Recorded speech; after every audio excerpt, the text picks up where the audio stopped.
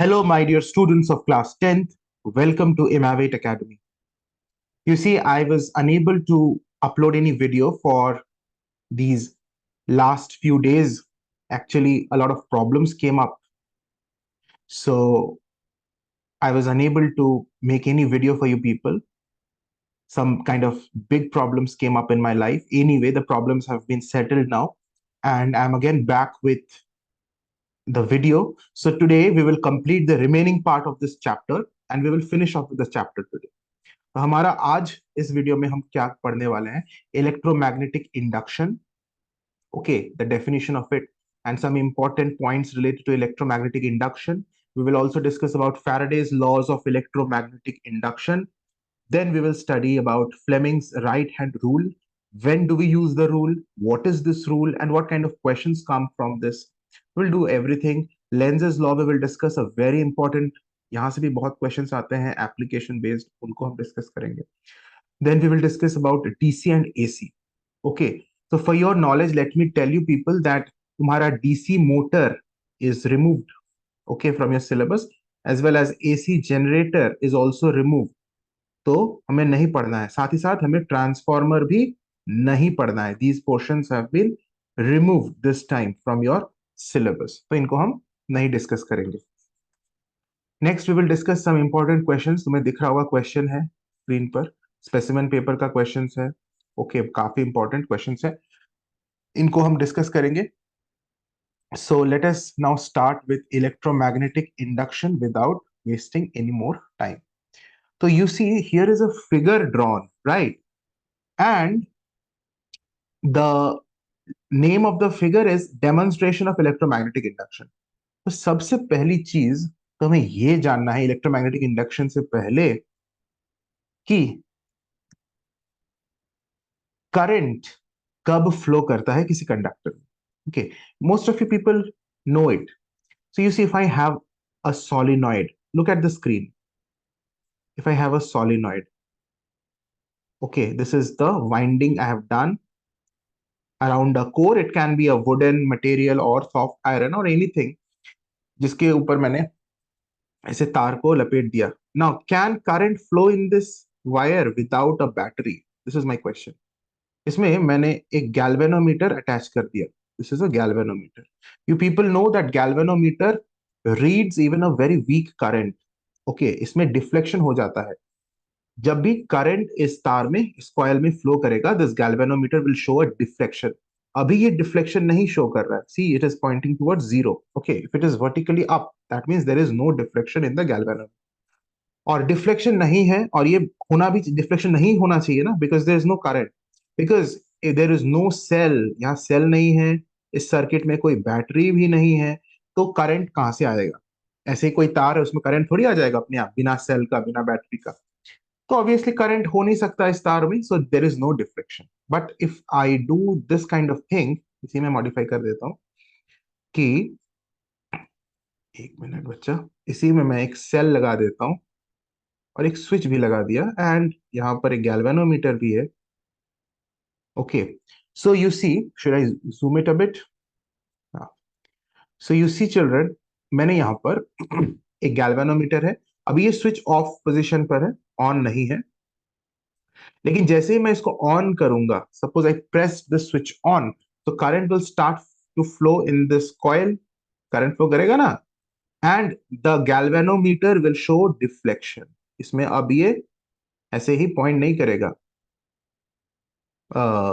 Vertically, it will deflect, ऐसे bend हो जाएगा, डिफ्लेक्शन हो जाएगा.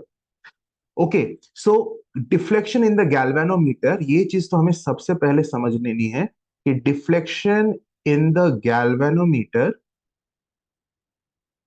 what does it indicate? It indicates that current is flowing in the solenoid या फिर in the coil. Current flow कर रहा है तभी डिफ्लेक्शन हो रहा है.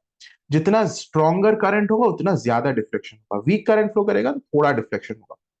ठीक है, अगर डिफ्लेक्शन नहीं है मतलब करंट नहीं है. करेक्ट. और इसी डिफ्लेक्शन को होने के लिए हमें एक सेल या बैटरी की जरूरत है, क्योंकि तभी वो करंट फ्लो करेगा. विदाउट अ सेल और अ बैटरी, एक सिंपल तार है, उसमें कहां से करंट आएगा? तो ये तो नॉर्मल बात है. Now coming to this figure, if you see here is a solenoid, मतलब पेपर और अ वुडन सिलेंडर जिसके ऊपर हमने एक तार को ऐसे लपेट दिया. Can you see in the figure there is a galvanometer which is showing no deflection at the moment. होना भी नहीं चाहिए डिफ्लेक्शन, इसमें कोई आश्चर्य वाली बात तो है भी नहीं. Here I have taken a magnet but I have kept it at rest. देखो यहाँ क्या लिखा हुआ है, स्टेशनरी. स्टेशनरी का मतलब the magnet is not moving, it is at rest. v is equal to zero means velocity of the magnet is zero.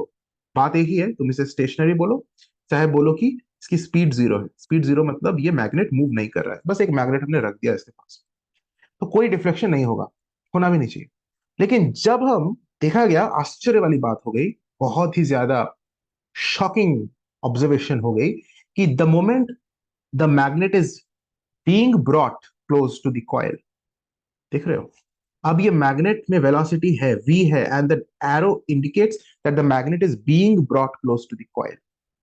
जैसे ये मैग्नेट कॉइल के क्लोज हम ला रहे हैं तो डिफ्लेक्शन हो रहा है.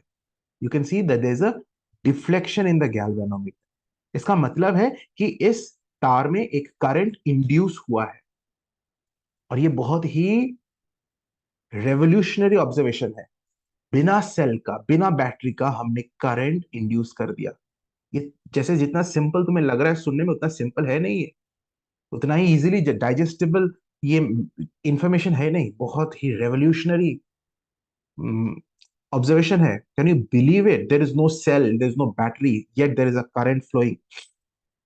And why? Just because a magnet is being brought close to the coil. तो ये था कि मैग्नेट जब रेस्ट में था तो कोई करंट नहीं फ्लो कर रहा था, there was no deflection. Magnet is not responsible for the current.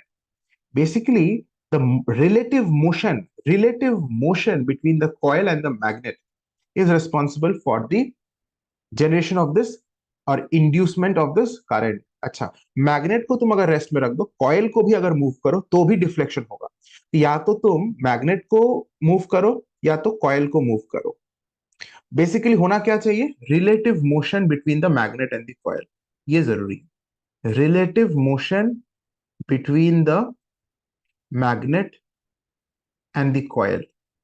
तो ये अगर हो रहा है तब इस कॉइल में इंड्यूस करंट हो रहा है, इजंट इट. अच्छा, करंट बनता है तब है जब एक ईएमएफ डेवलप होता है. In current electricity you have studied that EMF means potential. EMF is nothing but a potential difference. Okay, तो ये ईएमएफ डेवलप होगा तभी करंट फ्लो करेगा. इसका मतलब है कि हम ये तो बोल सकते हैं कि करंट इंड्यूस हुआ, या फिर ये बोल सकते हैं कि ईएमएफ इंड्यूस्ड हुआ, क्योंकि ईएमएफ इंड्यूस्ड होगा तभी करंट फ्लो करेगा. सबसे पहले तो ईएमएफ इंड्यूस्ड हुआ और उसकी वजह से करंट इंड्यूस्ड हुआ. कब? जब एक relative motion between the magnet and coil हुआ. और देखो यहाँ पे एरोज भी तुम्हें दिख रहा होगा. See I have circled the arrows. These arrows show the direction of current. Current का डायरेक्शन है. अब ये करंट का डायरेक्शन हमें पता कैसे चला कि करंट इसी डायरेक्शन में फ्लो कर रहा है, यहां से ऐसे नीचे आ रहा है, इधर ऊपर जा रहा है, हाउ डू वी नो? तो उसके लिए तुम्हें एक दूसरा लॉ पढ़ना है, वो है लेंजेस लॉ, जो मैं आगे इसी वीडियो में बताऊंगा कि how do we come to know that here the direction of current is this. अच्छा, अब देखो, ये मैग्नेट मैं इस कॉइल के पास जाके रेस्ट में रख दिया, मतलब अब मैं मोशन में नहीं लाया. मैग्नेट को जब पास ला रहा था, when the magnet was in motion, during that time there was deflection. But when the magnet was kept at rest, now you see v is equal to zero लिखा हुआ है. अब मोशन में नहीं है मैग्नेट, और कॉयल तो शुरू सारे फिगर्स में कॉयल रेस्ट में ही है. तो अभी there is no relative motion between the magnet and the coil. तो देख रहे हो, there is no current because galvanometer is showing no deflection. तो ये जरूरी है कि relative motion between the magnet and coil हो, then only there will be deflection in the galvanometer. In other words, then only there will be an induced EMF in the coil, and which other in other words, it means that only then a current will be induced in the coil. अच्छा, जब हम magnet को पास ला रहे थे तब deflection हुआ. जब हम इस मैग्नेट को अब हम दूर ले जा रहे हैं, you see the arrow, the magnet is being now moved away from the coil. तो अभी भी relative motion between the magnet and the coil हुआ, तो अभी फिर से डिफ्लेक्शन होगा. मतलब कि चाहे तो मैग्नेट को कॉइल के पास लाओ या दूर ले जाओ, जब भी relative motion between the magnet and the coil होगा, तो डिफ्लेक्शन होगा, but you have to observe a thing, the direction of deflection is different. इस केस में देखो, जब हम मैग्नेट को क्लोज ला रहे थे कॉइल के पास, तो डिफ्लेक्शन का डायरेक्शन देखो, और अभी जब हम कॉइल को, आई मीन मैग्नेट को दूर ले जा रहे हैं कॉइल से, तब डिफ्लेक्शन का डायरेक्शन देखो, दोनों ऑपोजिट है। इसका मतलब करंट का डायरेक्शन चेंज हो गया है। डिफ्लेक्शन का डायरेक्शन ऑपोजिट हो जाना, मतलब रिवर्स हो जाना का मतलब ही क्या है, करंट का डायरेक्शन रिवर्स हो गया है। And you see in the arrows also that has been shown, यहाँ का एरोज और यहाँ का एरोज को तुम कंपेयर कर सकते हो, दोनों उल्टा है, means the direction of current got reversed. तो मैं अभी थोड़ी देर पहले तुम्हें बताया हूं कि you will be able to understand the direction of current only after studying the Lenz's law. तो लेंजेस लॉ हम आगे पढ़ने वाले हैं, देखो आगे है हमारा आज ही के इसी वीडियो में। कहाँ गया भाई, हाँ लेंजेस लॉ। इसी लेंजेस लॉ से हम ये डायरेक्शन ऑफ इंड्यूस्ड ईएमएफ या डायरेक्शन ऑफ इंड्यूस्ड करंट पता करेंगे। ठीक है, ये तो direction of the induced current, अभी तुम्हें समझ में नहीं आ रहा कि सर आपको कैसे पता चला कि इंड्यूस्ड करंट का डायरेक्शन ऐसे होगा, कब ऐसे हो। वो पता करने के लिए हमें ये लॉ पढ़ना पड़ेगा, we will discuss this law. लेकिन लेंजेस लॉ को पढ़ने से पहले जो बातें हमें जाननी है उनको पहले क्लियर कर लेते। तो क्या बातें तुम लोगों ने अभी तक जान लिया, कि ये करंट या ईएमएफ तभी इंड्यूस्ड होगा when there is a relative motion between the magnet and the coil. Clear? And you see यहां पर एक और फिगर है, एक और फिगर है। इस फिगर में क्या किया जा रहा है, the same magnet is being brought close to the coil. देखो arrow is towards the coil, तो मैग्नेट को हम ला रहे हैं। तो ला रहे हैं तो मतलब मोशन में है ना, there is a relative motion between the magnet and the coil, so deflection होना चाहिए। लेकिन deflection if you compare it with respect to figure B and E, दोनों केसेस में ही हम मैग्नेट को कॉइल के पास ला रहे थे। You see the arrows, this arrow you see, and you see this arrow. Both arrows indicate that the magnet is being brought close to the coil, but the direction of deflection is opposite दोनों का।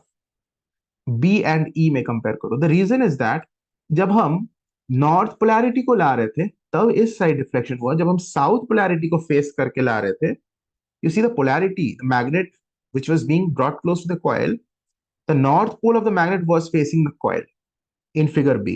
But in figure E, the south pole is being brought, the south pole faces towards the coil, and then the magnet is being brought close to it. तो deflection दोनों में opposite हुआ।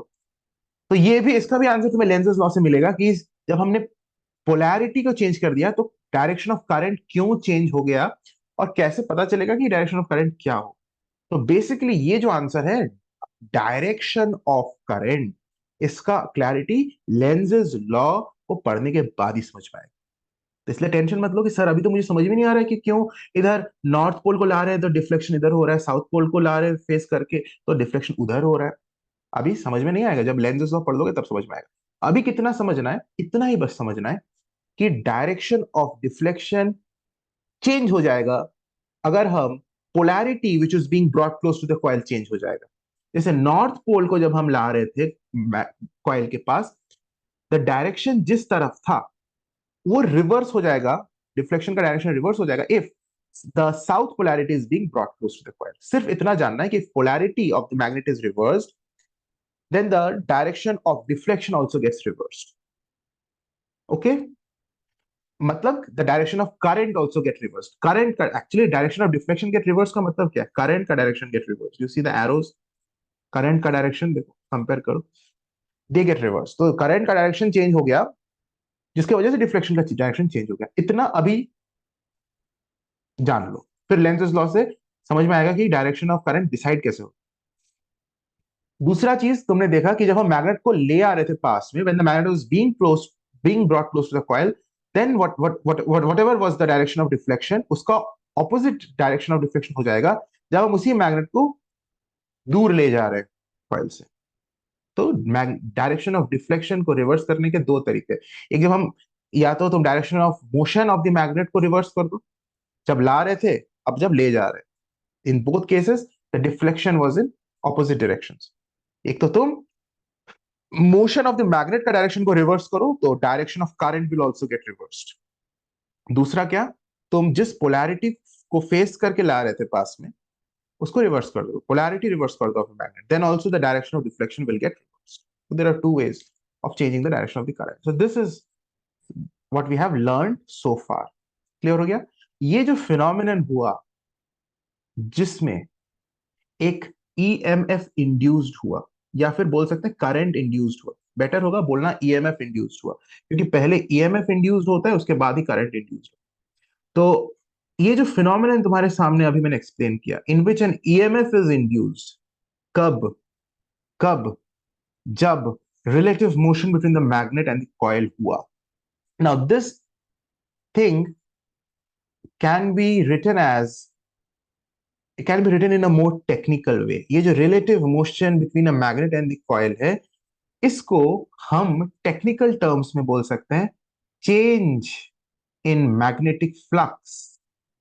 इस term को तुम्हें याद रखना है, change in magnetic flux linked with the coil. अब आगे से ये मत बोलना कि जब भी relative motion between the magnet and the coil हो तब ईएमएफ इंड्यूस्ड होगा. अब आगे से ये मत बोलना, अब आगे से क्या बोलना, जब भी change in magnetic flux linked with the coil हो तब ईएमएफ इंड्यूस्ड होगा. मेरे साथ साथ बोलो, क्योंकि तुम्हें एग्जाम में यही लिखना है. Whenever there is a change in magnetic flux linked with the coil, an EMF will be induced. Now, what is the meaning of magnetic flux linked with the coil? It is basically the number of magnetic field lines of this magnet passing through this coil. देखो ये जो magnet है, तुम्हें यहाँ जो दिख रहा है ना मैग्नेट, मैंने मैग्नेटिक फील्ड लाइंस बना रहा हूँ इस मैग्नेट का. तुम्हें इतना नहीं डिटेल में पढ़ना है अभी, बस वेग आइडिया दे रहा हूँ कि मैग्नेटिक, ये जो मैग्नेट की वजह से जो मैग्नेटिक फील्ड लाइंस है, ये मैग्नेटिक फील्ड लाइंस जब इस कॉइल के पास हम इस मैग्नेट को ले जाएंगे तो number of magnetic field lines linked with the coil will change. या जब भी हम इस मैग्नेट को दूर ले जा रहे हैं कॉइल से, then the number of magnetic field lines linked with the coil, you can say touching the coil, will change. जितने मैग्नेटिक फील्ड लाइंस इस कॉइल को टच कर रहे हैं, तो जब हम उस मैग्नेट को कॉइल के पास ले जा रहे हैं या दूर ले जा रहे हैं, उस समय the number of magnetic field lines touching the coil would change. So that is actually known as magnetic flux linked with the coil. Number of magnetic field lines passing through the cross-sectional area of the coil is known as magnetic flux linked with the coil. तो वो change होगा, उसी के change के वजह से EMF induce. तुम्हें exam में क्या लिखना है, ये लिखना है कि जब भी change in magnetic flux linked with the coil हो तभी उस कॉइल में एक ईएमएफ इंड्यूस्ड होगा या करंट इंड्यूस्ड होगा. And this phenomenon is known as electromagnetic induction. इसी को इलेक्ट्रोमैग्नेटिक इंडक्शन बोलते हैं. तो डेफिनेशन लिखा हुआ है देखो. पहले तो ये जो मैंने बताया वो वही चीज यहाँ पे बुक का टेक्स्ट है. Whenever there is a change in number of magnetic field lines linked with a conductor, conductor बोलो कॉइल बोलो, अच्छा, whenever there is a change in number of magnetic field lines linked with a conductor, ये जो चीज है ना, change in, यहां से लिखो, यहां से, ये जो चीज है number of magnetic field lines, number of magnetic field lines, इसी चीज को हम बोल सकते हैं मैग्नेटिक फ्लक्स. इनफैक्ट ये वर्ड तुम्हें डेफिनेशन में यूज करना है, आगे जो मैं डेफिनेशन अभी बताऊंगा इलेक्ट्रोमैग्नेटिक इंडक्शन.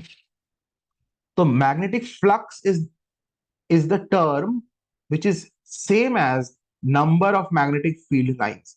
तो क्या definition हम लिखेंगे, whenever there is a change in magnetic flux linked with the coil या conductor and EMF is developed between the ends of the conductor या फिर coil which lasts as long as there is a change in number of magnetic field lines.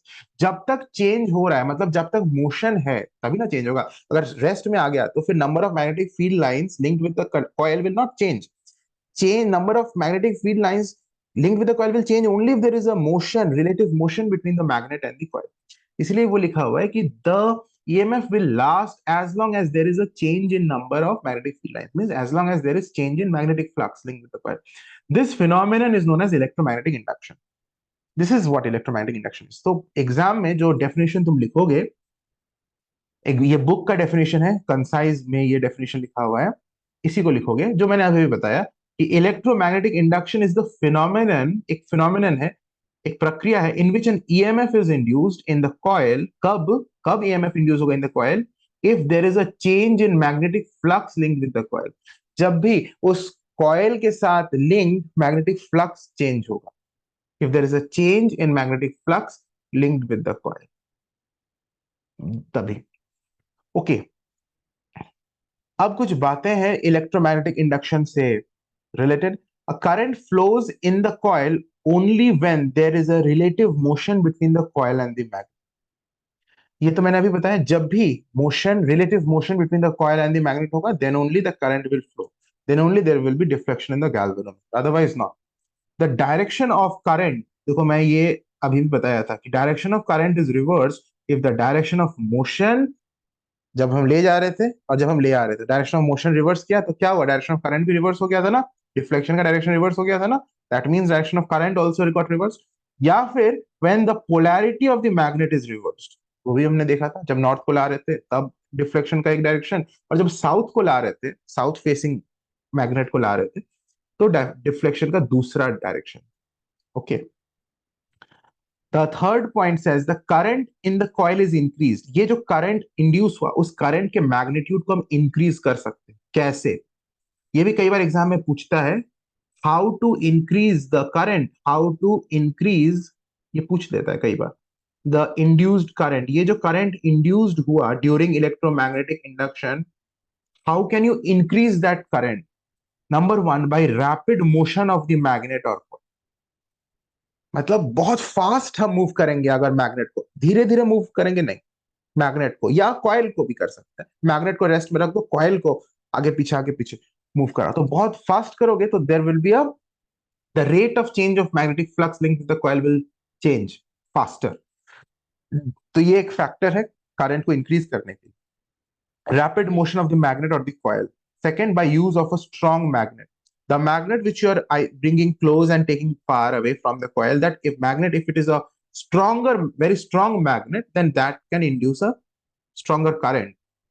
Third क्या है, by increasing the area of cross section of the coil, coil का जो cross section है, तुम्हारा core काफी पतला है, तुम्हारा जो area of cross section of the coil होगा वो काफी छोटा होगा, एंड तुम्हारा कोर काफी मोटा वाला कोर लिया तुमने, तो ये जो कॉयल का जो क्रॉस सेक्शनल एरिया है वो ज्यादा होगा। See in both of the figures, this second वाला ये जो फिगर है, it has more area of cross section.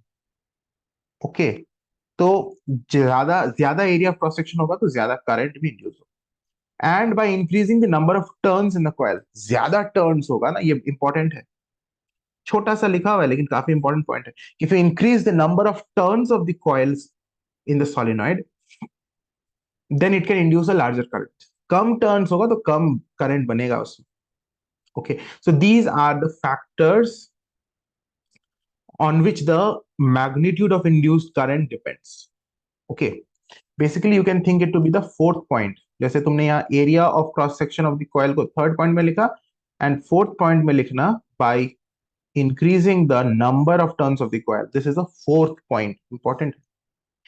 Okay, now coming to Faraday's laws of electromagnetic induction. Sometimes they ask it in the exam, direct पूछता है, state the Faraday's laws of electromagnetic induction. 2 marks का question रहता है, because there are 2 points in this Faraday's law. Actually laws है because there are 2 laws, दो laws हैं, both of them comprise and under this Faraday's laws of electromagnetic induction. कुछ नया या नहीं है, वही चीज जो हमने पढ़ लिया है, that is what is in this law. Okay, so first point says whenever there is a change in magnetic flux linked with the coil, an EMF is induced. वही घिसा पिटा सेम बोरिंग पॉइंट, कि जब भी magnetic flux link with the coil change होगा, जो मैंने already बोला है कई बार अभी, तभी ईएमएफ इंड्यूस्ड होगा। ओके, अच्छा, the EMF induced lasts so long there is a change in magnetic flux link, मतलब ये ईएमएफ जो इंड्यूस्ड होगा वो तभी, तब तक ही लास्ट करेगा जब तक magnetic flux link with the coil change होगा। चेंज नहीं होगा magnetic flux link with the coil, तो ईएमएफ नहीं रहेगा, means current will not flow, फिर डिफ्लेक्शन नहीं होगा, डिफ्लेक्शन इन द गैल्वेनोमीटर नहीं होगा।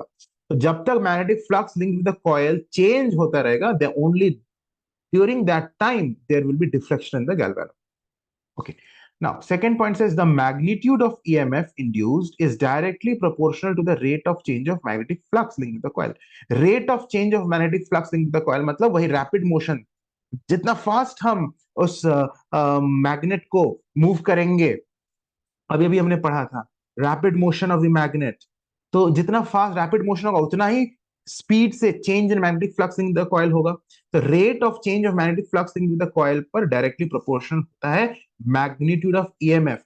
अच्छा, मैग्नीट्यूड ऑफ करंट भी बोल सकते हैं इसको, क्योंकि ईएमएफ के वजह से ही करंट बनता है। तो मैग्नीट्यूड ऑफ ईएमएफ बोलो चाहे मैग्नीट्यूड ऑफ करंट बोलो, whatever you can say, both are correct. Magnitude of EMF induced is directly proportional to the rate of change of magnetic flux linked with the coil.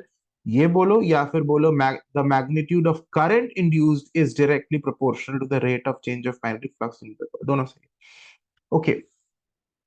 If the magnetic flux changes at a constant rate, तो ये जो change हो रहा है अगर वो एक constant speed से change हो रहा है, so we obtain a steady EMF.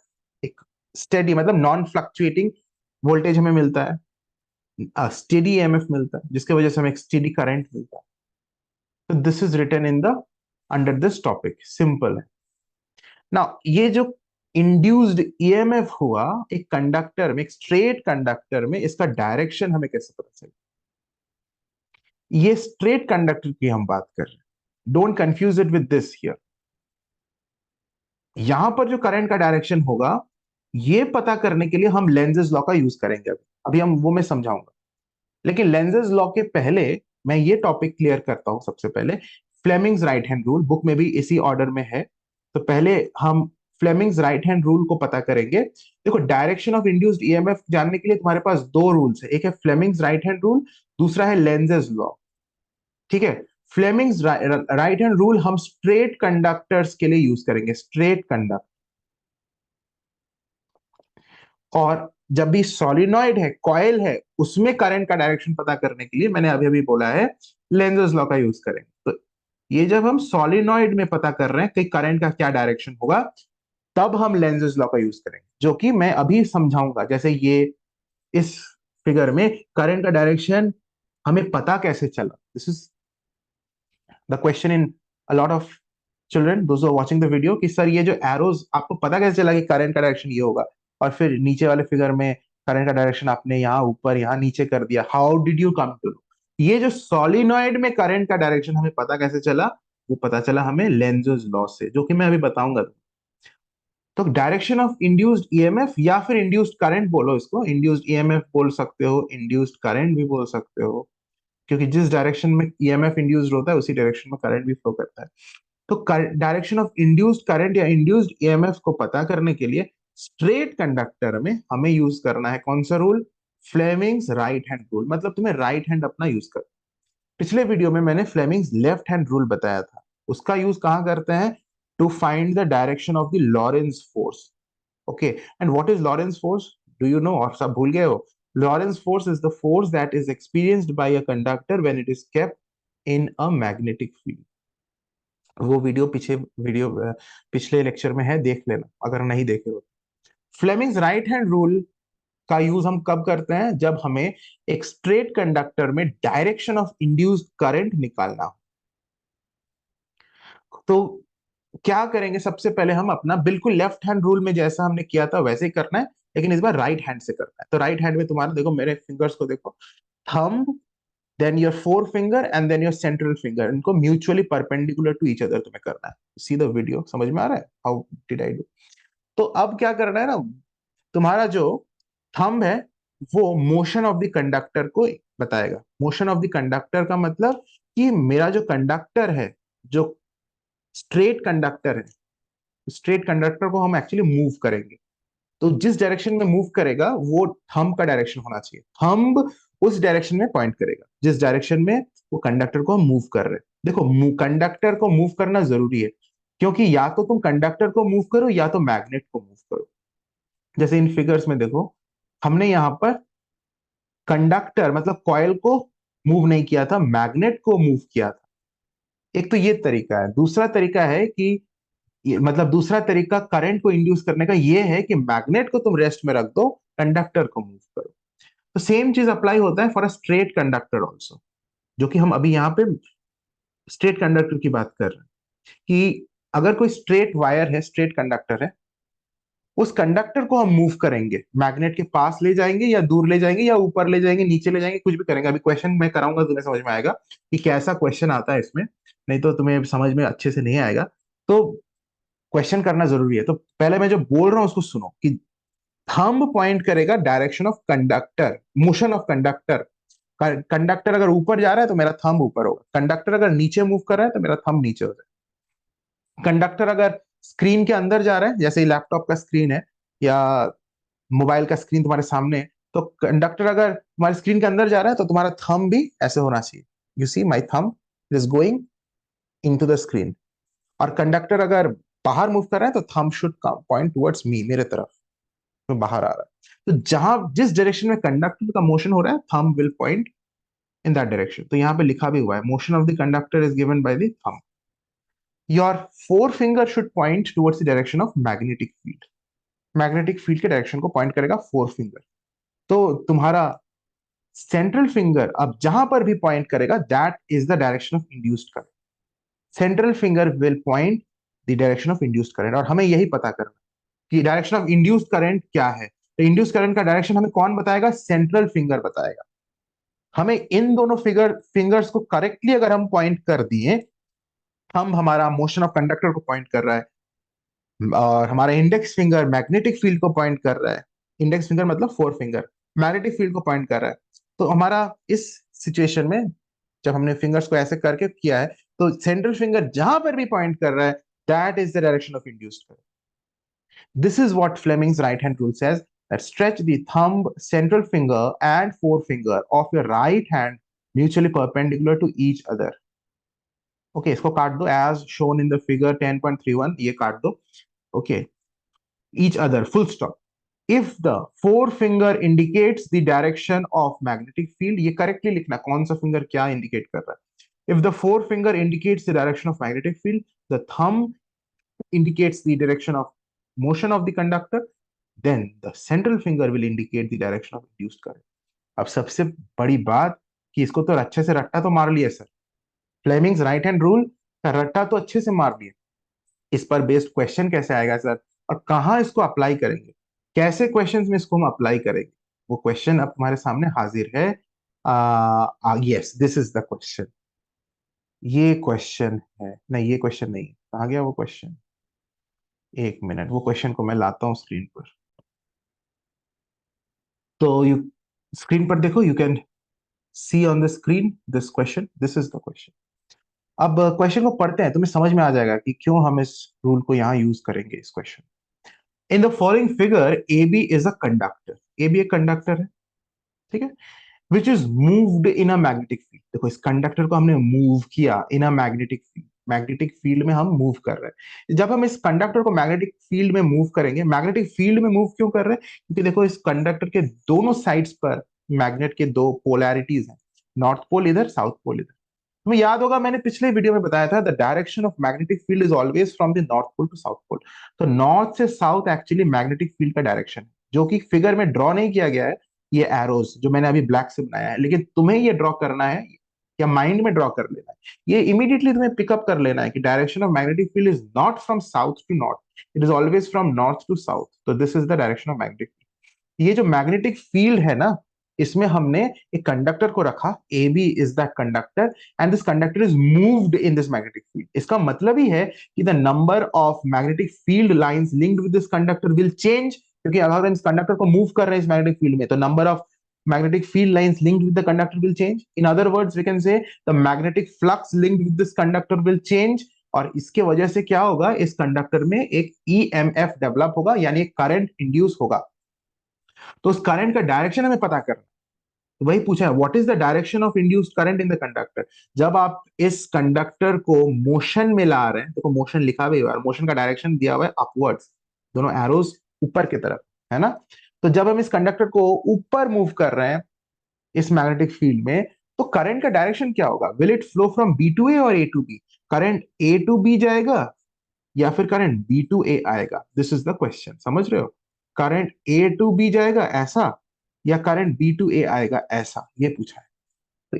तो तो तुम्हें मतलब इमीडिएटली समझ लेना है कि हमें डायरेक्शन ऑफ इंड्यूस्ड करंट पूछा है, और ये कंडक्टर, जिस कंडक्टर में हमें इंड्यूस्ड करंट का डायरेक्शन पूछा है, वो कंडक्टर एक स्ट्रेट पार्ट है, स्ट्रेट वायर है, स्ट्रेट पोर्शन है। इसका मतलब हमें यहाँ लेंजेस लॉ का यूज नहीं करना है, हमें कौन सा रूल का यूज करना है? फ्लेमिंग्स राइट हैंड रूल का यूज करना है। तो फ्लेमिंग्स राइट हैंड रूल अभी अभी हमने पढ़ा कि राइट हैंड उठाओ, ऐसा कर लो। और अब मेरे साथ साथ वीडियो को फॉलो एग्जैक्टली मत करो, क्योंकि हो सकता है लैटरल इन्वर्शन की वजह से वीडियो तुम्हें अलग तरीके से लगे। मैं जो बोल रहा हूं उसको सुनो। अपना जो थंब है वो ऊपर की तरफ होना चाहिए। जैसे अभी वीडियो में देखो, मेरा थंब ऊपर है, तुम भी ऊपर करो। ऊपर क्यों कर रहे हो? क्योंकि motion of the conductor is upwards. अभी अभी पीछे पढ़ा था कि your thumb should indicate the motion of the conductor. In this figure, the motion of the conductor is upwards. तो तुम thumb को ऊपर ही पॉइंट करोगे, नीचे तो नहीं करोगे, ये गलत हो जाएगा। थंब ऊपर होगा क्योंकि motion of the conductor is ऊपर। अगर इस फिगर में मोशन नीचे की तरफ शो किया हुआ था, then your thumb should be pointing downwards. तो whatever the figure tells us we will do that. हमें ऐसा नहीं है कि अपने मर्जी से कुछ करना है, बहुत ही इजी होता है। तो हमने मोशन ऊपर है, किसका मोशन? कंडक्टर का मोशन ऊपर है, तो हमने थंब ऊपर कर दिया। नाउ अगर ऊपर थंब रखेंगे, अब हम अपने इंडेक्स फिंगर को यानी फोर फिंगर को सेट करेंगे along the direction of magnetic field. तो नॉर्थ से साउथ जो ब्लैक कलर के एरोज मैंने स्क्रीन पर बनाया है, उसको देखते हुए अपने फोर फिंगर को भी उसी तरह से पॉइंट आउट कर लो। थंब ऊपर ही पॉइंट कर रहा है और मेरे इंडेक्स फिंगर नॉर्थ से साउथ जा रहा है। अब तुम्हारा सेंट्रल फिंगर अगर ध्यान से देखो, अगर तुमने जैसा मैंने बोला है वैसा अगर सही से किया है, तो your central finger should be pointing away from you. मतलब तुमसे दूर जा रहा है central finger, basically it is going into the screen. ये सेंट्रल फिंगर होना चाहिए स्क्रीन के अंदर जा रहा है। ओके, तुम अगर इस क्वेश्चन को अपने लैपटॉप में देख रहे हो, तो लैपटॉप तुम्हारे सामने है, तो तुम्हारा सेंट्रल फिंगर लैपटॉप के अंदर तरफ डायरेक्शन। या मोबाइल में देख रहे हो तो मोबाइल को सामने रखो and do it exactly as I have said. Your thumb pointing upwards, your forefinger along the direction of magnetic field means north to south. Then definitely your central finger should be going into the laptop or into the mobile. मतलब अगर ये अंदर की तरफ जा रहा है, तो डायरेक्शन क्या होना चाहिए? A to B. A to B, क्योंकि ए बाहर की तरफ है और ये बी अंदर की तरफ है। ये थ्री डायमेंशन में इसको विजुलाइज करो। ए टू बी, तो ए बाहर की तरफ है, बी अंदर की तरफ है, तो डायरेक्शन अंदर की तरफ है, ए टू बी। तो इसका आंसर होगा the direction of the induced current is from A to B. A to B, तो बी टू ए नहीं होगा, ए टू बी होगा। अब इस क्वेश्चन को अलग अलग तरीके से पूछा जा सकता है। हो सकता है मोशन को ये नीचे शो कर दे, तो तुम्हारा फिंगर्स उसी तरह से थंब नीचे होगा। मैग्नेटिक फील्ड लाइंस फिर इस तरह से होंगे, तो तुम्हारा सेंट्रल फिंगर आउटवर्ड्स होगा, and then current would be from B to A. समझ रहे हो? तो प्रैक्टिस से आता है। तो ये चीज दिमाग में सेट करना जरूरी है कि कौन सा फिंगर क्या चीज को पॉइंट कर। इससे हमें पता चल गया A to B. Which rule did you use to arrive your answer? हमने यूज किया फ्लेमिंग्स। अच्छा, कुछ बच्चे सिर्फ लिखते हैं राइट हैंड रूल, उन्हें बड़ा सा जीरो मिलता है। फ्लेमिंग्स नहीं लिखते हैं, सिर्फ लिखते हैं right hand. Right hand rule लिखने से मार्क्स नहीं मिलेगा। Fleming's right hand rule, right hand rule. अच्छा, और कुछ बच्चे तो कंफ्यूज रहते हैं कि कहाँ Fleming's left hand rule use करना है, कहाँ फ्लेमिंग्स राइट हैंड। तो कोई कंफ्यूजन की बात ही नहीं है। जब भी लॉरेंस फोर्स का डायरेक्शन निकालना है, you will use Fleming's left hand rule. जब भी स्ट्रेट कंडक्टर में इंड्यूस्ड करंट का डायरेक्शन निकालना है, you will use Fleming's right hand. इसमें क्या कंफ्यूजन? अब बात आती है कि सॉलिनॉइड में हम कैसे डायरेक्शन ऑफ इंड्यूस्ड करंट का पता करें। अब बात आती है लेंजेस लॉ। लेंजेस लॉ समझते हैं, बहुत इजी है। You see I am drawing a solenoid on the screen. ठीक है, मुझे एक सॉलिनॉइड बनाने दो, और मैं जैसे बना रहा हूं तुम वैसे अपने नोटबुक पर भी बनाओ। ठीक है, बना लिए? Here there is a galvanometer. Okay, तो अभी अगर कोई मैग्नेट आसपास नहीं है, you see there is just a coil, तो galvanometer will show no deflection. या फिर अगर एक मैग्नेट है भी और वो मोशन में नहीं है, speed is zero, magnet heavy, then also there is no deflection in the galvanometer.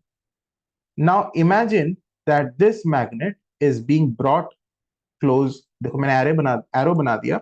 This arrow is indicating that this magnet is being brought close to the coil, और मैं v equals to 0 को मिटा दिया क्योंकि अभी velocity है इस magnet. Now this magnet is being brought close to the coil. तो एक रूल अगर तुम अपने दिमाग में सेट कर लो, बहुत ही सिंपल सा रूल है, तो तुम्हें लेंजेस लॉ का इक्वेशन चुटकी बजा के बन जाएगा। क्या रूल है ये समझ लो, कि जब हम मैग्नेट को कॉइल के पास ला रहे हैं, when the magnet is being brought close to the coil would not want the magnet to come close to it, मतलब the coil would repel the incoming magnet, मतलब वो बोलेगा मेरे पास मत आओ। You have to remember this, this is what the coil would say, yeah, would think. Okay, basically this is exactly how the Lenz's law works. The coil would say the magnet, या फिर would have an attitude towards the magnet like मेरे पास मत आओ, मतलब it will try to resist the incoming magnet from coming to it. अब जब मैंने मैग्नेट को उसके पास ला दिया और फिर अब मैं मैग्नेट को दूर लेके जा रहा हूं, when now I am taking the magnet away from the coil, तो वो बोलता है मुझसे दूर मत जाओ।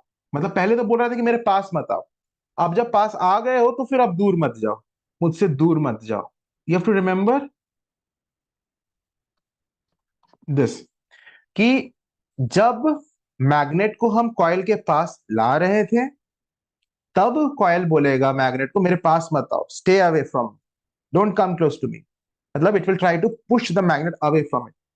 लेकिन जब अब वो आ गया है पास में, अब हम उसे दूर ले जा रहे हैं, अब हम मैग्नेट को कॉइल से दूर ले जा रहे हैं, तब कॉइल बोलेगा, मतलब सोलेनॉइड बोलेगा कि don't go away from me, मुझसे दूर मत जाओ, डोंट गो अवे फ्रॉम, मतलब अब उसको अट्रैक्ट करने की कोशिश करें। पहले तो रिपेल कर रहा था, अब जब पास आ गए हो तो अब बोलेगा अब मत जाओ। मतलब basically this coil would oppose the relative motion क्या है समझ रहे हो?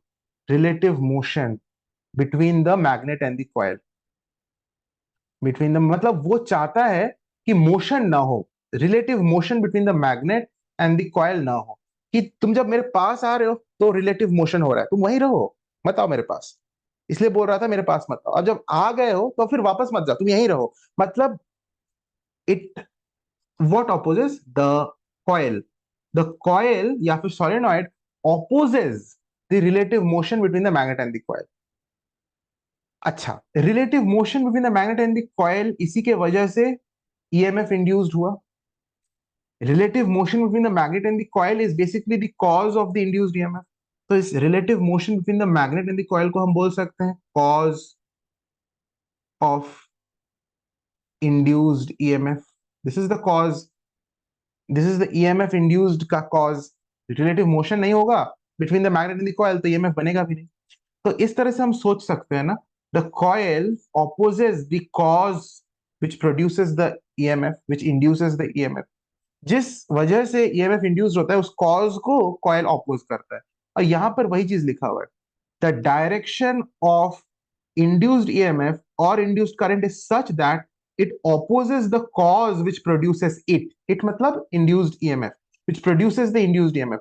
जो कॉज इस ईएमएफ को इंड्यूस करता है, उसको प्रोड्यूस करता है इंड्यूस्ड ईएमएफ को, उस कॉज को अपोज करता है वो कॉइल अपने करंट के डायरेक्शन के द्वारा। मतलब basically the coil opposes the relative motion between the magnet and the coil. तो अब कैसे इसको समझा जाए, तो coming to this figure once again, अब इतना तो समझ में आ गया कि जब ये वेलोसिटी आ गई इस मैग्नेट में, magnet is being brought close to the coil, the galvanometer is not pointing towards zero, it will show deflection. In which direction will it show deflection? This, is this correct और is this correct? तो उसके लिए हमें पता करना होगा current का क्या डायरेक्शन होगा, मतलब क्या करंट का डायरेक्शन ये होगा जो मैंने अभी स्क्रीन पर बनाया है, इस आर्म से ऊपर जा रहा है, ऊपर ऊपर ऊपर ऊपर ऊपर, और उधर से पीछे से नीचे आ रहा है। Is this the direction? Is this correct? क्योंकि ये या तो ये होगा या फिर ये होगा जो मैं अभी बताऊंगा, इधर से नीचे इधर से ऊपर जा रहा है। These are the only two possibilities. लेकिन कैसे हम पता करेंगे कि इन दोनों में से कौन सा करेक्ट डायरेक्शन ऑफ करंट? अच्छा, एक चीज और मैं बता दूं कि करंट का डायरेक्शन जिधर होगा उसी साइड डिफ्लेक्शन भी होगा। If this is the figure, then current ऐसे जा रहा है ना, तो गैल्वेनोमीटर भी जिधर करंट का डायरेक्शन है उधर ही बेंड करेगा। ठीक है, तो एक तो हमें डायरेक्शन ऑफ करंट अगर पता चल गया तो direction of deflection the galvanometer भी इजी होगा। करंट का डायरेक्शन अगर ऐसा है, इस तरफ है, इधर से ऊपर जा रहा है उधर से नीचे आ रहा है, दैट मींस करंट का direction is like this, then the deflection in the galvanometer will be like this. तो डिफ्लेक्शन इन द गैल्वेनोमीटर पता करने के लिए हमें करंट का डायरेक्शन पता होना जरूरी है। Now which of the two is correct? तुम्हें इसमें क्लॉक रूल का मदद लेना पड़ेगा, जो मैंने previous lecture of this chapter में बताया था। क्लॉक रूल में क्या बताया था? क्लॉक रूल में जिन लोगों ने देखा है बच्चा, उन लोगों के लिए बहुत इजी होगा, और मैं सबको देखने के लिए बोल रहा हूँ प्रीवियस वीडियोस। इस आज का जो लेक्चर है इसके जस्ट प्रीवियस में मैंने जो लेक्चर डाला था वो, और उसके प्रीवियस में जो डाला था वो, क्योंकि उन्हीं लास्ट के दो वीडियोस में ही हमने इलेक्ट्रोमैग्नेटिज्म डिस्कस किया था।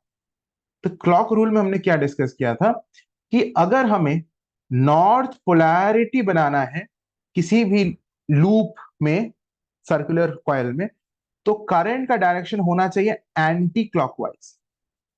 और अगर साउथ पोलैरिटी डेवलप हुआ किसी भी लूप में, तो उस में करंट का डायरेक्शन क्लॉकवाइज होना चाहिए। अच्छा, अभी जब इस मैग्नेट को हम टुवर्ड्स द कॉइल ला रहे हैं, this magnet would this coil will repel the magnet, क्योंकि ये क्या बोल रहे हैं, मेरे पास मत आओ। तो मेरे पास मत आओ मतलब नॉर्थ को वो रिपेल करने के लिए यहां पर कौन सा पोलैरिटी डेवलप करेगा? नॉर्थ।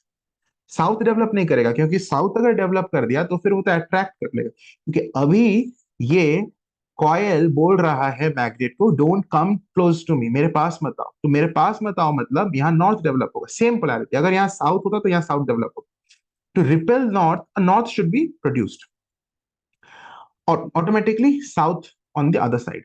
अब तुम्हें ये पता चल गया कि इधर नॉर्थ बना है, तो नॉर्थ बनना मतलब इधर anti clockwise direction of current इस साइड में होना चाहिए। मतलब इस साइड से कोई अगर देखे व्यक्ति, तो इधर anti clockwise direction of current flow होना चाहिए, मतलब कि इधर से ऊपर और इधर से नीचे।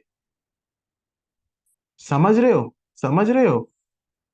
क्योंकि जैसे मैंने एरोज बनाया है, जिस डायरेक्शन में अभी करंट फ्लो कर रहा है, तुम अपने फिंगर्स को वैसे ही मूव करो जैसे स्क्रीन पर मैंने फिगर बनाया। नॉर्थ जिधर मैंने एन लिखा है उस साइड, तो पीछे से ऊपर गया, सामने से नीचे गिरा। करंट, करंट का डायरेक्शन। तो if you see your finger, it is moving anti clockwise direction, in anti clockwise direction. इस साइड से अगर देखोगे तो एंटी क्लॉकवाइज डायरेक्शन बना, मतलब इधर नॉर्थ पोल बना। और सेम वही rotation without changing the rotation, if you see this side, you will see that it is moving in clockwise direction, मतलब इधर साउथ बना। तो करंट का डायरेक्शन अब पता चल गया ना, this is the direction of current. तो करंट का डायरेक्शन ऐसा है, means deflection of the galvanometer will B this. तो हमें करंट का डायरेक्शन पता चल गया। अब हम क्या करेंगे, ये डिफ्लेक्शन पता चल गया, डायरेक्शन ऑफ करंट भी पता चल गया। अब हम दूसरा फिगर बनाते हैं, एंड कॉइल वही रखते हैं। कॉइल हमारा वही है, कॉइल हमारा वही है, ठीक है। गैल्वेनोमीटर है, इसका डिफ्लेक्शन हमें बताना है। लेकिन इस बार मैं इसी मैग्नेट को अब दूर ले जा रहा हूं। You see the direction of arrow is changed. Now the magnet is being taken away from the coil. अब ये कॉइल क्या बोल रहा है जब हम उसे दूर ले जा रहे हैं? मुझसे दूर मत जाओ, मुझे छोड़कर। तो उसे अट्रैक्ट करने की कोशिश कर रहा है, इस नॉर्थ को अट्रैक्ट करने की कोशिश कर रहा है। नॉर्थ को अट्रैक्ट करने की कोशिश में यहाँ पे साउथ पोलैरिटी डेवलप होगा, यहाँ नॉर्थ डेवलप होगा। तो यहाँ साउथ डेवलप होगा, साउथ का मतलब क्लॉकवाइज करंट इस साइड से दिखना चाहिए हमें, मतलब करंट ऐसे फ्लो करना चाहिए।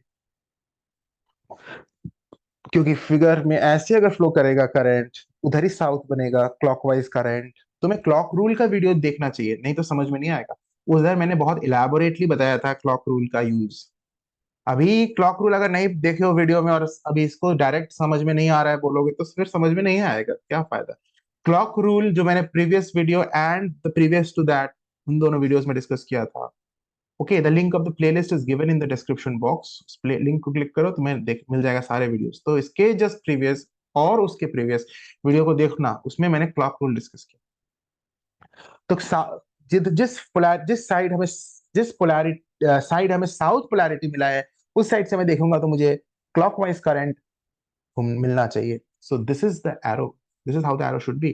तो करंट का डायरेक्शन इज लाइक दिस। तो यहाँ पर basically deflection in the galvanometer would be in this way। देख रहे हो, डिफ्लेक्शन रिवर्स हो गया। पहले उधर डिफ्लेक्शन हो रहा था, अभी इधर। क्यों? क्योंकि हमने direction of motion of the magnet को चेंज कर दिया, जो कि हमने ऑलरेडी स्टार्टिंग में पढ़ा था कि direction of current is reversed if the direction of motion is reversed. तो वही चीज तो है यार। अच्छा, अब हम और फिगर बनाते हैं। यहाँ पे हमारा बहुत सारे हम इसमें केसेस को देख सकते हैं।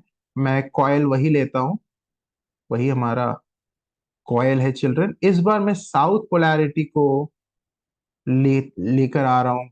इसमें कोई नया कॉन्सेप्ट तो है नहीं, बड़ा सिंपल ही है। South polarity is being brought close to the magnet.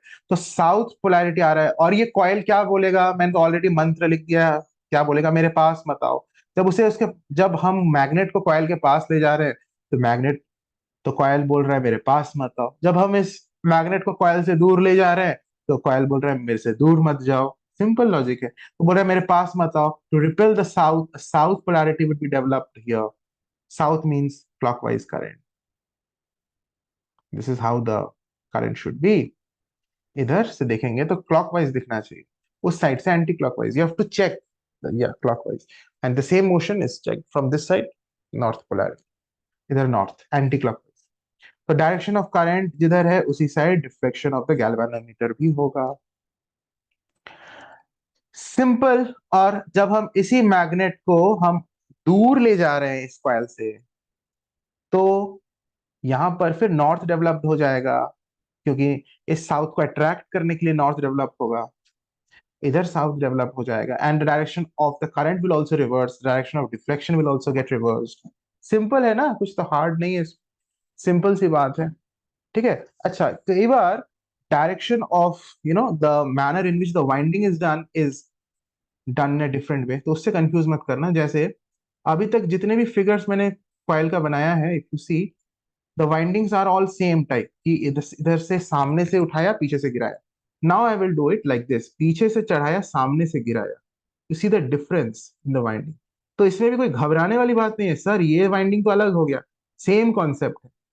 Suppose you are bringing north polarity close to the coil. North polarity figure दिख रहा है ना? कुछ नया, कुछ रॉकेट साइंस इसमें है नहीं, बड़ा सिंपल है, बड़ा सिंपल है। I zoom it. Okay, you see, north polarity ला रहे हैं, तो बात वही है, बोलेगा मेरे पास मत आओ, क्योंकि सामने पास ला रहे हैं, तो बोलेगा मेरे पास मत आओ। तो नॉर्थ यहाँ डेवलप होगा, to repel this north. North develop होगा, मतलब यहाँ एंटी क्लॉकवाइज करंट इस लूप, इस साइड, इस लूप में देखेंगे तो एंटी क्लॉकवाइज मूव करना चाहिए। मतलब कि करंट पीछे से चढ़ेगा, सामने से गिरेगा। ऐसा, ऐसा, ऐसा। और इस दूसरे वाले साइड में क्लॉक क्लॉकवाइज घूमेगा, क्योंकि हमें साउथ पोलैरिटी चाहिए, साउथ की तरफ क्लॉकवाइज। कुछ है नहीं, तो डायरेक्शन ऑफ डिफ्लेक्शन, करंट का डायरेक्शन जिधर है उस साइड। सिंपल, समझ में आ रहा है? समझ में आ रहा है? दूसरे साइड मैं फिर से बोल रहा हूँ, ये जो नॉर्थ और साउथ की वजह से जो करंट का डायरेक्शन मैं डिसाइड कर रहा हूँ, ये क्लॉक रूल देखने के बाद समझ में आएगा, क्लॉक रूल क्लियर होने के बाद। ठीक है, क्योंकि दिस इज लेंजेस लॉ का कॉन्सेप्ट क्लॉक रूल से लिया हुआ है, कि मतलब ये पोलैरिटीज को देखकर हम करंट का डायरेक्शन को पता कर रहे हैं, वो क्लॉक रूल से। और ये पोलैरिटीज हम डिसाइड कर रहे हैं कैसे? लेंजेस लॉ से, कि नॉर्थ आ रहा है तो नॉर्थ को रिपेल करने के लिए यहाँ नॉर्थ डेवलप, ये लेंजेस लॉ बोल रहा है। और नॉर्थ हुआ तो करंट का डायरेक्शन हमें पता चल गया क्लॉक रूल से। ठीक है। तो हमने यहाँ पर वही चीज देखा है कि according to Lenz's law, the direction of induced current or induced EMF is such, direction of current is such that it opposes the cause which produces it. It means it opposes the relative motion between the magnet and the coil. Simple. समझ में आ गया? अब बात आती है differences between DC and AC. ये topic है तुम्हारे सिलेबस में और इससे ज्यादा कुछ नहीं पढ़ना है। सिंपल सा difference between DC and AC के 3 पॉइंट्स हैं, उन्हें अच्छे से पढ़ के जाना। पूछेगा तो फुल मार्क्स स्कोर कर लेना, इससे ज्यादा इसमें से कुछ पूछेगा नहीं। डीसी करंट एक ऐसा करंट है जिसका मैग्नीट्यूड कांस्टेंट होता है, स्टेडी मैग्नीट्यूड होता है, कांस्टेंट करंट। ऑल्टरनेटिंग करंट का मैग्नीट्यूड कांस्टेंट नहीं होता। क्या लिखा हुआ है? It is the current of magnitude varying periodically with time. इसका मैग्नीट्यूड चेंज होते रहता है बहुत फास्ट, हमें समझ में नहीं आता है कि चेंज हो रहा है, लेकिन बहुत फास्ट चेंज होता है, पेरियोडिकली चेंज होता है। ठीक है, ये वर्ड इंपॉर्टेंट है, पेरियोडिकली चेंज होता है। जो मैग्नीट्यूड वेरी करता है एसी में, ऑल्टरनेटिंग करंट में। अरे एसी का मतलब एयर कंडीशनर नहीं है यहाँ, एसी मतलब ऑल्टरनेटिंग करंट। वो magnitude of current periodically change करता है। Okay, direct current it flows in one direction in the circuit, एक ही डायरेक्शन में फ्लो करता है। लेकिन ऑल्टरनेटिंग करंट का डायरेक्शन भी रिवर्स होता है, पहले इधर फिर पीछे, आगे पीछे। This is how the direction of AC current changes periodically, और वो भी पीरियोडिकली चेंज होता है। तो magnitude of the current also varies periodically, direction of AC also varies periodically. DC का सोर्स क्या है? बैटरी या सेल। एसी का सोर्स क्या है? AC generator and mains. तुम्हें सोर्स का नाम याद रखना है, एग्जाम में पूछता है। सिंपल है, इसमें और कुछ नहीं पढ़ना। ये क्वेश्चन हमने ऑलरेडी कर लिया है। Now this question is in your specimen paper, तुम लोगों के इस बार का स्पेसिमेन पेपर में 2023 का। When a conductor carrying current is placed in a magnetic field perpendicular to it, then the direction of force experienced can be found using, ये force का नाम है लॉरेंस फोर्स, और इसको हाँ इसके डायरेक्शन को पता करने के लिए हम फ्लेमिंग्स लेफ्ट हैंड रूल का यूज करते हैं, जो कि हमने प्रीवियस वीडियो में पढ़ा था। और आज हमने direction of induced current in a solenoid या फिर इन अ स्ट्रेट कंडक्टर को कैसे पता करते हैं वो पढ़ा। तो स्ट्रेट कंडक्टर में डायरेक्शन ऑफ इंड्यूस्ड करंट को पता करने के लिए Fleming's right hand rule, solenoid में Lenz's rule, Lenz's law. Now this question is again in your specimen paper of this year, तुम लोगों के इस बार के specimen paper में है children ये question। The diagram below shows a magnet placed between two coils A and B. A and B दो coil है, दोनों के बीच में एक magnet रख दिया गया, ठीक है। The magnet is moved along the axis towards coil B. Okay, ये important है, towards coil B। इस magnet को हम B के तरफ move कर रहे हैं, मतलब A से दूर जा रहा है, B के पास आ रहा है। You have to understand, you have to understand this, समझ रहे हो ना? ये लैंग्वेज जो है ना, towards coil B, the magnet is moved towards coil B, ये बहुत इंपॉर्टेंट है कि बी के पास अगर ये मैग्नेट जा रहा है, इसका मतलब है कि ए से दूर जा रहा है। तो ए क्या बोलेगा? ए बोलेगा मेरे से दूर मत जाओ, क्योंकि दूर जा रहा है, यही तो फंडा है ना। अगर मैग्नेट से कॉइल से मैग्नेट दूर जा रहा है तो कॉइल क्या बोलता है? Don't go away from me. लेकिन पास किसी के पास आ रहा है तो फिर वो क्या बोलता है? Don't come close to me. मैंने यहाँ पे अभी भी बताया, भूल तो नहीं गए कि पहले तो बोल रहा था कि मेरे पास मत आओ, मतलब जब भी हम मैग्नेट को कॉइल के पास ले आते हैं, कॉइल बोलता है मेरे पास मत। और जब भी हम उस मैग्नेट को कॉइल से दूर ले जाते हैं तो बोलता है मुझसे दूर मत जाओ। तो सिचुएशन यहाँ क्या है? बी से दूर जा रहा है, आई मीन ए से दूर जा रहा है मैग्नेट, ए बोलेगा डोंट गो अवे फ्रॉम, मेरे से दूर मत जाओ। लेकिन बी के पास आ रहा है तो बी बोलेगा don't come close to me. अच्छा, ये तुम्हें सारी चीज माइंड में करना है, एग्जाम में ये सब मत लिखना। ओके, नाउ अभी क्या बोल रहा है? State the polarities induced. तो अभी अभी हमने इतने सारे क्वेश्चन किया कि पोलैरिटी पता किया, इधर नॉर्थ इधर साउथ, इधर नॉर्थ इधर साउथ, इधर साउथ इधर नॉर्थ। ये पोलैरिटीज हमने लेंजेस लॉ का यूज करके डिसाइड किया। ये वही करना है, बहुत इजी है। तो ये नॉर्थ को अट्रैक्ट करेगा ये मैग्नेट, ये कॉइल ए, क्योंकि ए क्या बोल रहा है? Don't go away from me, मेरे पास रहो। तो मेरे पास रहो मतलब कि इस मैग्नेट को अट्रैक्ट करने की कोशिश करेगा। तो यहाँ कौन सी पोलैरिटी डेवलप्ड होगा? नॉर्थ को अट्रैक्ट साउथ कर सकता है, दैट मीन्स यहाँ साउथ डेवलप्ड होगा। तो यहाँ पूछा state the polarity induced at end Q, Q पर साउथ पोलैरिटी डेवलप। साउथ क्यों डेवलप होगा? क्योंकि तभी वो नॉर्थ को अट्रैक्ट कर सकता है। क्योंकि ए क्या बोल रहा है, डोंट गो अवे फ्रॉम ये। अगर हमें यही पता ना चले कि ए बोल क्या रहा है, ए की चाहत क्या है, does A want the magnet to go away from it और it does not want the magnet to go away from it, तो वो अगर हमें पता नहीं है तो फिर हम क्वेश्चन कैसे करेंगे? इसलिए ये बहुत जरूरी है कि ये समझ लो कि जब भी हम मैग्नेट को कॉइल के पास ला रहे हैं तो कॉइल बोलता है मेरे पास मत, दूर ले जा रहे हैं तो कॉइल बोलता है मुझसे दूर मत जाओ। तो अभी ए बोल रहा है मैग्नेट को मुझसे दूर मत जाओ, तो दूर अगर मत जाओ तो यहाँ अगर नॉर्थ पोल है तो उसको अट्रैक्ट करने के लिए यहाँ साउथ डेवलप होगा, पी पर नॉर्थ डेवलप होगा। हालांकि पी का हमें पूछा नहीं है कि what is the polarity at P, तो वैसे हम यहाँ लिख दिए पी पर नॉर्थ, क्यू पर साउथ। क्यू का पूछा है और आर का पूछा है। अच्छा, आर बोलेगा क्या? आर में साउथ पोलैरिटी डेवलप, क्योंकि साउथ उसके पास आ रहा है तो साउथ को रिपेल करेगा, क्योंकि ये मैग्नेट को बोल रहा है don't come close to me, मेरे पास मत आओ। तो देख रहा है कि साउथ पोलैरिटी फेस करके उसके पास आ रहा है, तो बोलेगा साउथ मेरे पास मत आओ। तो मेरे पास मत आओ मतलब यहाँ पर वो खुद इधर साउथ पोलैरिटी डेवलप कर। तो हमें पता चल गया कि आर पर भी साउथ पोलैरिटी ही डेवलप। कॉमन सेंस का क्वेश्चन।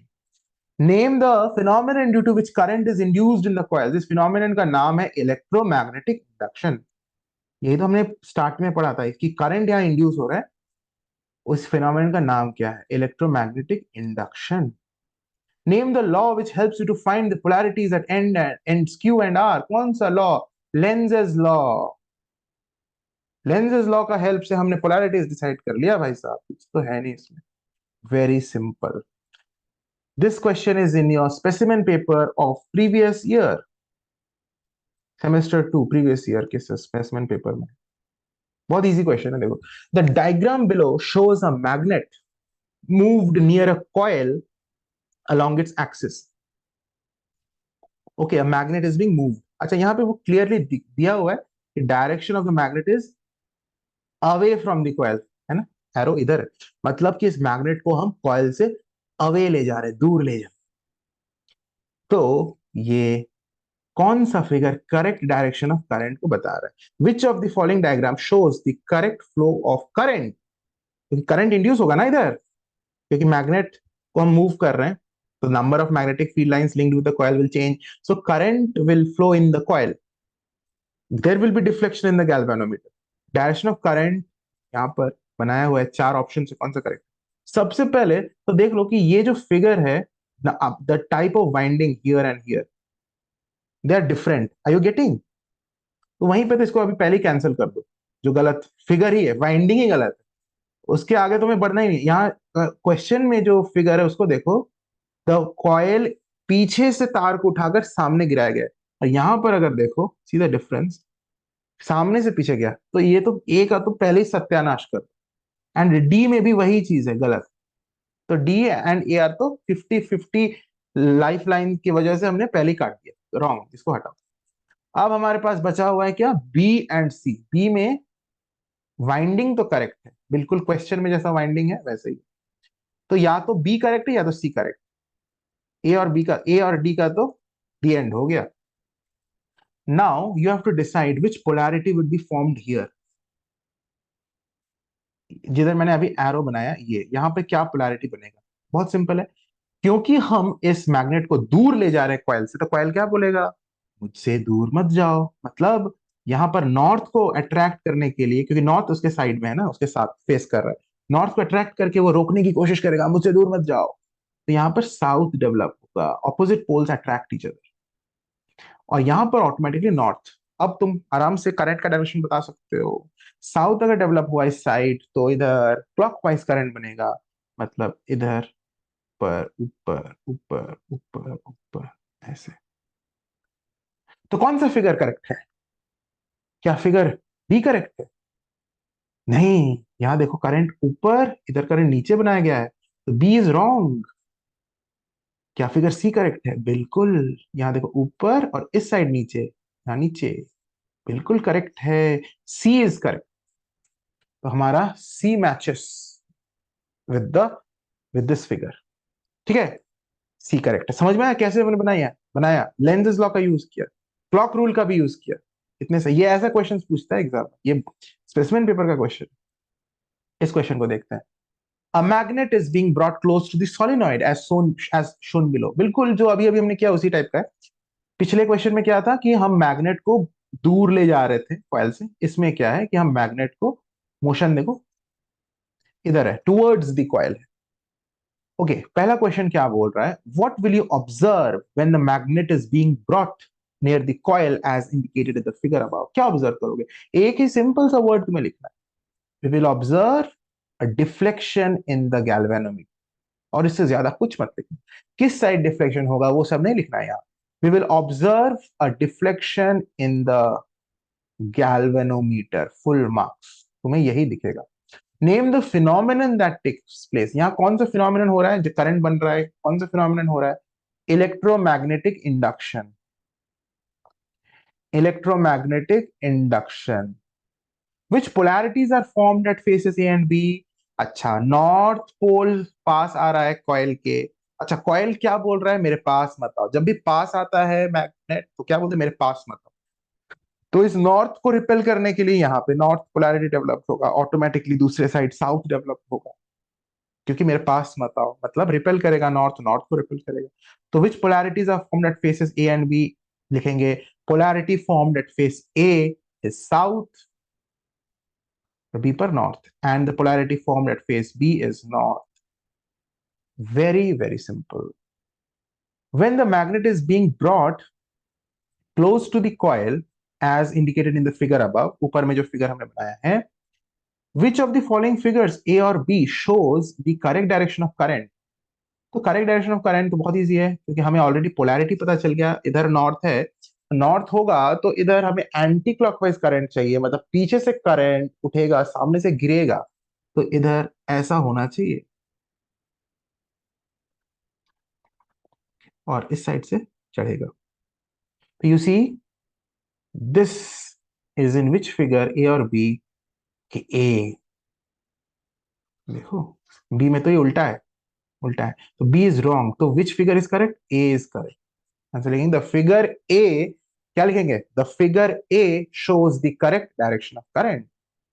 तो with this we have completed this electromagnetism chapter. God bless you. Take care everyone. Study well.